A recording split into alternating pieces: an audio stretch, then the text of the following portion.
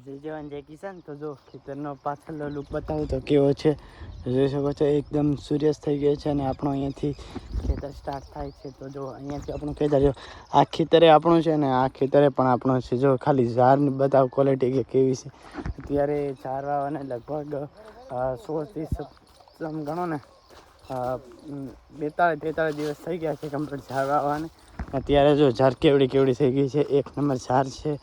અને જો અત્યારે અહીંયા આપણે જો ઝાડની બાજુમાં કરેલો છે દેશી ગવાર. અત્યારે તો કાલ સાંજે પાણી મિલ્યું હતું એટલે અત્યારે એની અંદર તો જવાય નહીં.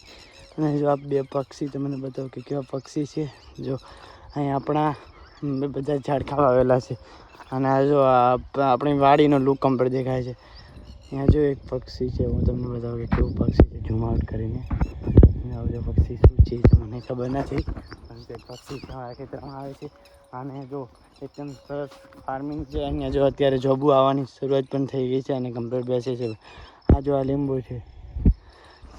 અમે બધું જ ખેતી કરીએ છીએ, બધું ઓલ ક્લિયર કરીએ છીએ અને બધું વાવતા પણ રહીએ છીએ. એટલે નવું વિચારતા રહીએ છીએ કે શું કરવું શું ના કરવું. આ જો અહીંયાથી આપણું ખેતર સ્ટાર્ટ થાય છે. અને અત્યારે જો દેશી ગવારને કમ્પ્લીટ ફૂલ પણ બેસે. જો કમ્પ્લીટ બેસે છે ને ફૂલ. એટલે હવે ટૂંક જ સમયમાં દેશી ગવાર પણ આવી જશે. અને આ જો મરચાંની ક્વોલિટી બતાવો તો જો ખાલી મરચાં કેવા આવે છે. જો ખાલી એક નંબર મરચાં છે ને. જો તમે મરચાં બતાવો કે કેવું વસ્તુ એ આપણે કેવું ફાર્મિંગમાં કરા ખેતીમાં બહુ મસ્ત કરવાની ચીજ વસ્તુ. અને ઉત્પાદન પણ બહુ સારું લેવાનું. એટલે હું એમ કહીશ કે મારા ભાઈઓ તમે પણ આવી રીતે ખેતી કરતા હોય તો આમ જેમ બને એમ નોર્મલ ખેતી કરો ચાલે. બાકી તો મારી પાસે કે ઇન્વેસ્ટ કરવા જેવું પૈસો છે તો તમે મલ્ચિંગમાં કરી શકો છો. મારી જેમ માત્ર પૈસો છે તમારી પાસે તો તમે ચેરાપાળીથી પણ ખેતી કરી શકો છો. એવું નહીં કે મોટથી જ તમે આપણે મલ્ચિંગનું કરી નાખો, એવું ભૂલ નહીં કરવાનું ખેડૂતો.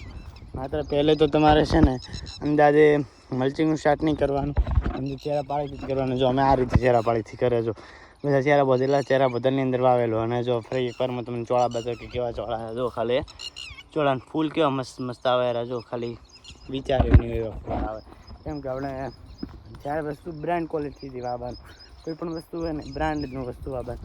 કોઈ તમે બિયારણમાં ઇન્વેસ્ટ પૈસા તમે જેવા પૈસા આપો એવું બિયારણ મળે. તમે હવે કિલો કોઈ પણ વસ્તુ લાવો, અમે અત્યારે કિલો લગભગ 1200-200 રૂપિયાના આવે. હાઈ ક્વોલિટીના વાવવાના એટલે આમ સારું ઉત્પાદન. બાકી તમે 400-500 રૂપિયાના વાપરો એમાં કોઈ ફાયદો નથી. તો એટલે હું એટલું જ ખેડૂતોને કહેવા માગીશ કે તમે પણ હાઈ ક્વોલિટીનું બિયારણ વાપરો અને સરસ આવક લો. તો જો તમને આપણે ડેલી રૂટીન બ્લોગ બનાવવાની શરૂઆત કરી તો રોજને રોજ બ્લોગ અપડેટ થતા રહેશે. તો રોજને રોજ જોવાનું ભૂલતા નહીં.